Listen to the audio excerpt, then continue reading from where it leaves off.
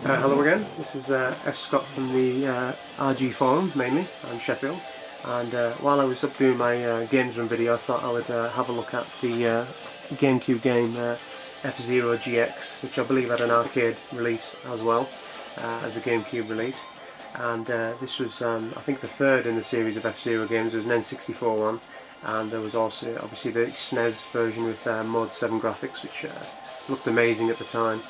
If I can just about get it in zoom, we'll have to see. There's the box art.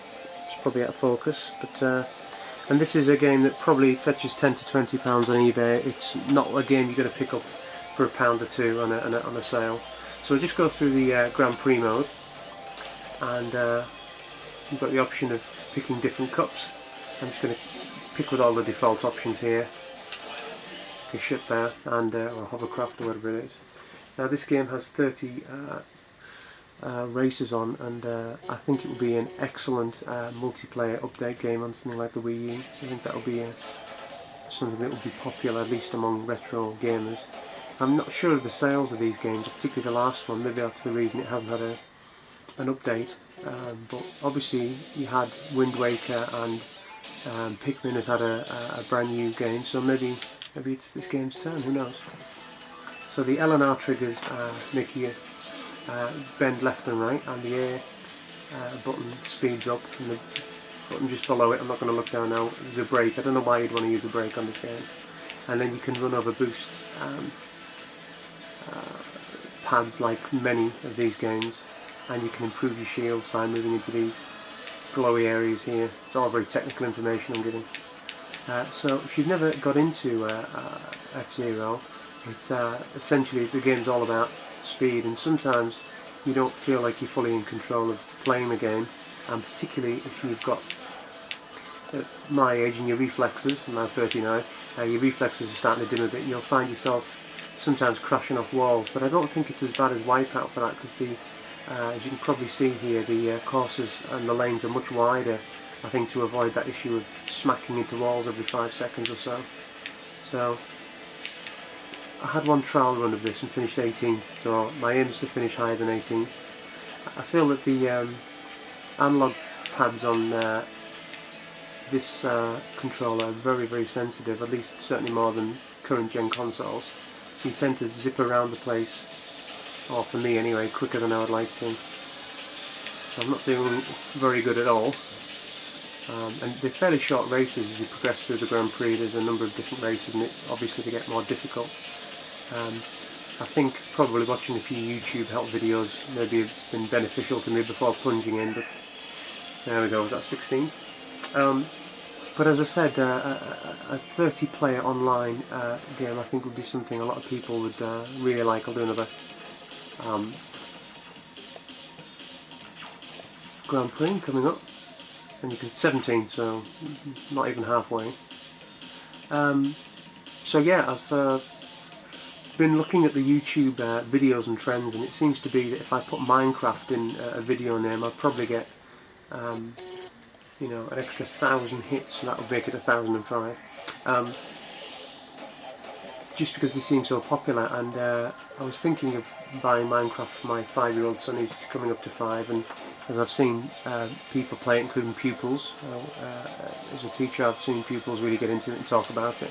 But for me, just glorified Lego. I don't know what anyone else thinks about that, but it's incredibly popular, and it's very ignorant to sort of dismiss something that a younger generation are really into.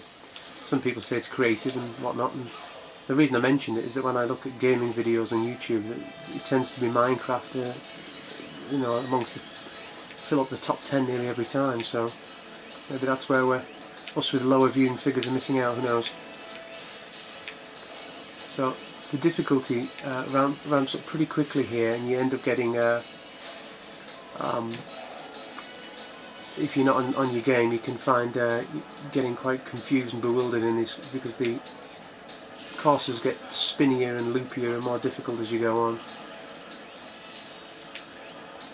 So probably not a good video to do when you're trying to concentrate not to crash. I seem to be doing a little better this time. So in the past, this is over 9 months ago, I did lots of Dreamcast videos, and I said in my earlier video I'd sold some of my Dreamcast stuff. It was just to pay for a couple of things. and I probably shouldn't have done it because the amount I paid compared to the amount I eventually sold was a little less. So I won't be doing that again. I ended up selling about 20 Dreamcast games or so and about 5 or 10 Jaguar games, but as soon as I sold them, really, I thought, you know, I'm not one of these into selling stuff, as you can probably see by my collection. I keep hold of most things. If anyone there out in YouTube land knows how to get a Spectrum 2 game plus 2 games to load, I've had an issue getting that to work. My cursor keys don't seem to work, and I'm just wondering whether I'm missing out on something. Nothing appeared on Google or World of Spectrum, so I'm wondering if I'm doing something wrong or the keyboard's broken, which would be a shame.